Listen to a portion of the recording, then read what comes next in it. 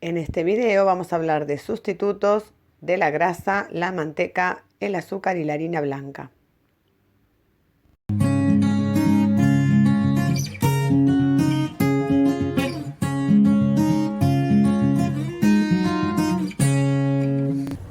Con algunos sencillos cambios podemos modificar las recetas dulces y convertirlas en una versión más saludable. Vamos a empezar en primer lugar con lo que es la manteca o grasa.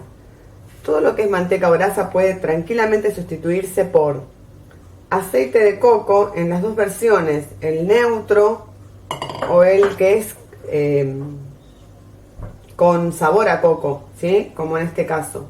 El aceite de coco, según la temperatura ambiente, va a estar en estado líquido o en estado sólido. Si yo necesito, por ejemplo, usar manteca fría, lo que puedo hacer es poner el aceite de coco en la heladera para poder usarlo de la misma manera. Si lo necesito derretida o punto pomada, con regular la temperatura del aceite de coco ya lo tengo resuelto. En una preparación, por ejemplo, que sea más bien saladita o neutra, vamos a usar el coco sin sabor. Pero si es una preparación dulce, por ejemplo, quiero hacer una factura, un pan de manteca, alguna cuestión de esas, puedo usar tranquilamente la versión del aceite de coco con sabor. Eso por un lado. Por otro lado tenemos también el ghee, que es manteca clarificada. Este sí es un ingrediente de origen animal. Es una manteca que se cocina en un proceso más largo que lleva a que se evapore la mayor parte y que queden los ingredientes más nobles. Es cara, por ende yo no la recomiendo para utilizar, por ejemplo, si hay que poner 100 gramos de manteca en una preparación, poner 100 gramos de ghee por el precio. Pero sí puede ser un buen sustituto en pequeñas cantidades. Y lo que se puede hacer también es hacer un mix. Un poco de ghee, un poco de aceite de coco. También un poco de manteca, siempre y cuando compremos una manteca de buena calidad. Vacas ¿sí? que no han recibido hormonas ni antibióticos. Ese tipo de manteca lo podemos usar con más confianza que la manteca común. Por otro lado tenemos el tema de la harina. Yo en esta fila puse unos cuantos frascos con algunas de las variedades de harinas que podemos utilizar. Por lo general todo lo preparamos con harina blanca, refinada, que no está muy buena porque no aporta grandes nutrientes y tampoco el proceso de refinamiento es muy bueno para la salud. Tenemos un montón de variedades de harina que podemos utilizar para reemplazar la harina blanca. Si nos ponemos a investigar un poquito las cualidades y por ejemplo, si son harinas sin gluten, que la mayoría son sin gluten, ¿cómo hacemos para sustituir el gluten en la preparación para que nos salga bien? Les voy a dejar el enlace al video de la tarta de ricota, donde tienen un descargable con información sobre este tema, cómo sustituir el gluten en harinas que no lo tienen.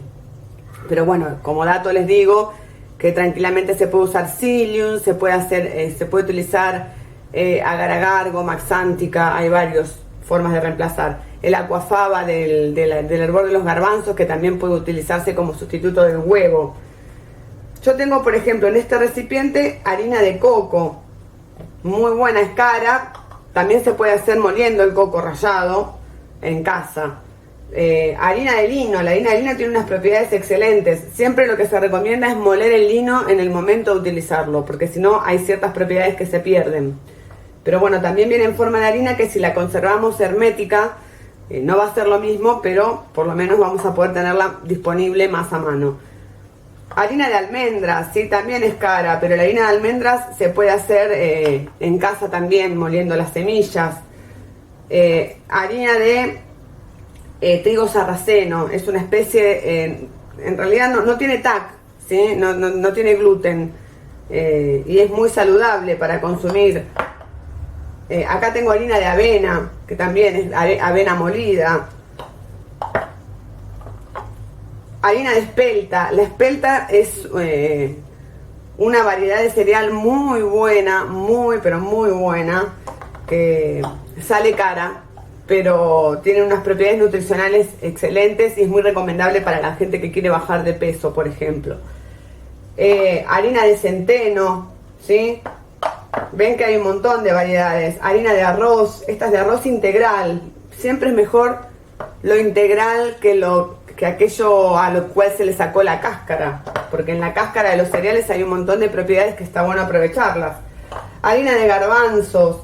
La harina de garbanzos tiene un sabor fuerte. Si la vamos a usar para alguna preparación, tenemos que tener en cuenta eso, que va a saber a garbanzos. Lo mismo que la harina de arroz, ¿sí? Si yo hago un pan de harina de arroz, va a tener gusto a arroz, no va a tener gusto a pan. Pero bueno, también es animarse a probar sabores nuevos. Harina de mijo, harina de quinoa. La quinoa es fabulosa. Con estas harinas se pueden hacer fideos, un montón de preparaciones. Esta es harina de amaranto, también excelente, con un montón de propiedades. Y esta es la harina de algarroba, ¿sí? Que se usa mucho para reemplazar el cacao. Hay una harina de algarroba que es más blanca y más dulce. Yo a veces compro una, a veces compro la otra. Pero para hacer tortas y demás está buenísima. Entonces, y también obviamente la harina de trigo integral, ¿sí? Que yo no la tengo acá, la tengo en un frasco más grande. Pero son todas variedades de harina que nosotros podemos utilizar para no terminar consumiendo siempre harina blanca. No digo no consumamos harina blanca, yo personalmente no la consumo prácticamente nunca, muy poco. Pero no se trata de no consumirla, salvo que bueno, que sea una elección personal, pero sí de disminuir su consumo. Tenemos todas estas variedades que la industria alimentaria sinceramente nos ha quitado del paladar y las estamos tratando de recuperar. Son muchísimo mejores en calidad nutricional que las que estamos acostumbrados a consumir y prácticamente no las conocemos. Por ejemplo, si yo quiero hacer una tapa de tarta, hay una receta, se las dejo, donde yo la preparo con harina integral, pero no necesariamente tengo que preparar la tapa de tarta con harina integral. Puedo hacer un mix de, por ejemplo, harina de mijo, harina de quinoa, harina de amaranto, y le puedo poner un poco de trigo y le agrego algo que aglutine para que no se me desarme. Si es una sola tapa, por ejemplo, ni siquiera necesito agregar algo que aglutine, porque yo la preparo y la desparramos sobre la tartera y arriba pongo el relleno. Y estoy consumiendo tipo de nutrientes que generalmente el cuerpo no recibe porque no los comemos. Así que está bueno animarse a probar.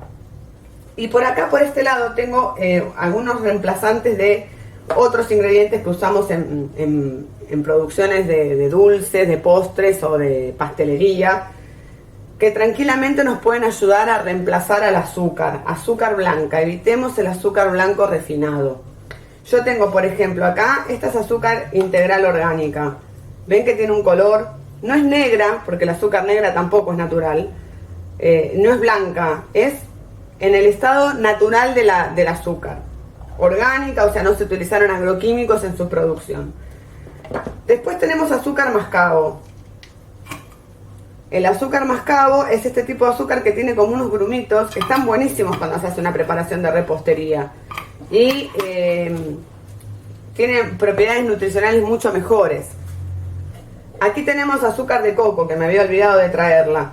También el azúcar de coco es fabuloso para utilizar. Obviamente son artículos más caros, ¿sí?, que el azúcar convencional. Entonces uno me va a decir, bueno, si tengo que hacer una torta y poner 100 gramos de azúcar, no lo puedo hacer con azúcar de coco porque me sale una fortuna.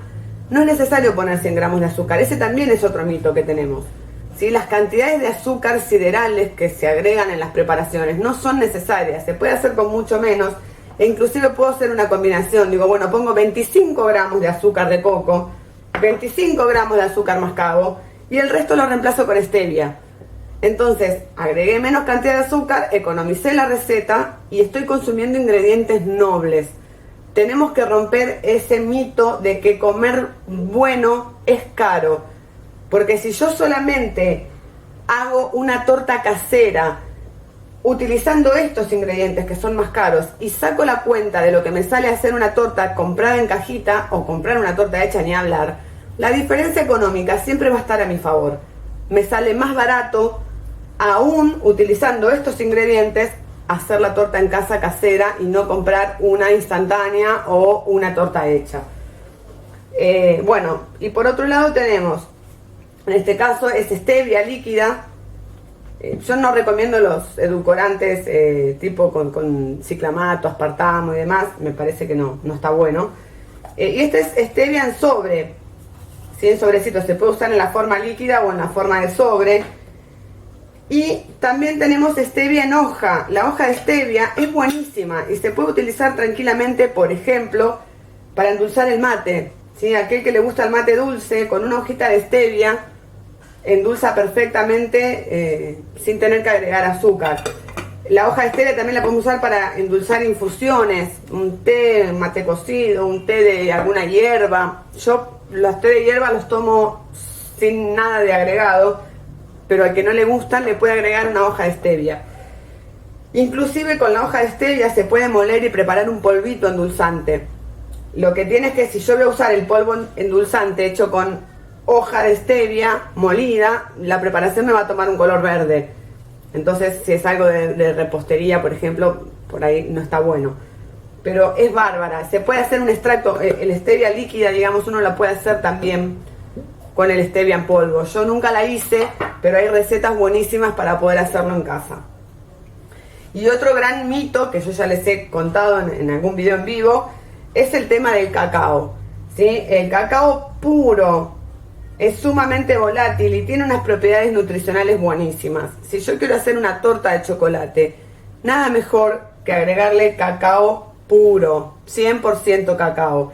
Si miramos los cacaos industrializados que compramos, entre sus ingredientes tienen harina, almidones, tienen un montón de cosas que no son cacao, que le restan valor nutricional y que además hacen que el precio que nos cobran por ese cacao termine siendo un robo.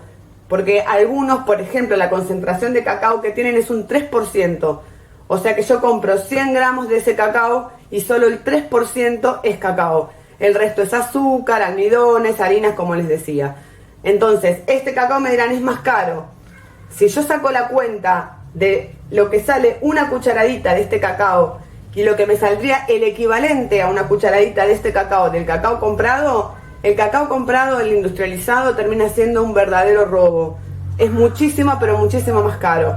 Entonces, repito, tenemos que recalcular este concepto de caro, barato, económico que tenemos porque realmente nos estamos confundiendo con los valores. Este cacao sale más caro, pero rinde muchísimo, muchísimo, muchísimo más que un cacao industrializado de las marcas conocidas. Con media cucharadita de este cacao, inclusive menos, se prepara una taza de chocolatada que sale perfecta.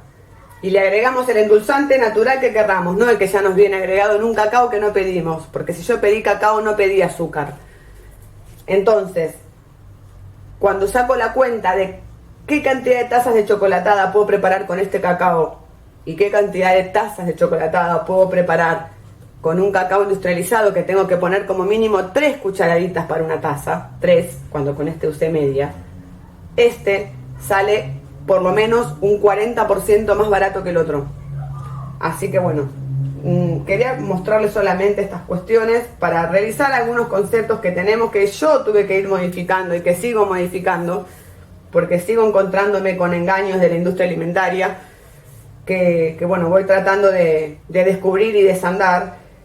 Y los quería compartir con ustedes porque muchos me han preguntado por estas cuestiones de si es más caro, si es más barato, cómo se reemplaza. Bueno, resumen, las grasas tenemos ingredientes para poder reemplazarlas, la harina blanca tenemos también ingredientes para poder reemplazarla y el azúcar tenemos también un montón de ingredientes para poder reemplazarla. La miel es otro ingrediente para reemplazar el azúcar, los siropes, sirope de arce, sirope de agave, ¿sí? Son perfectamente utilizables para sustituir el azúcar. Así que es cuestión de animarse, de empezar a probar sabores, de empezar a combinar y ver cómo sale. Espero que se animen y que me sigan pasando las recetas, así las compartimos, las cosas que hacen con fotos y las ponemos en el canal. Si te gustó este video, dale un me gusta, compartilo, suscríbete al canal y activa la campanita de las notificaciones.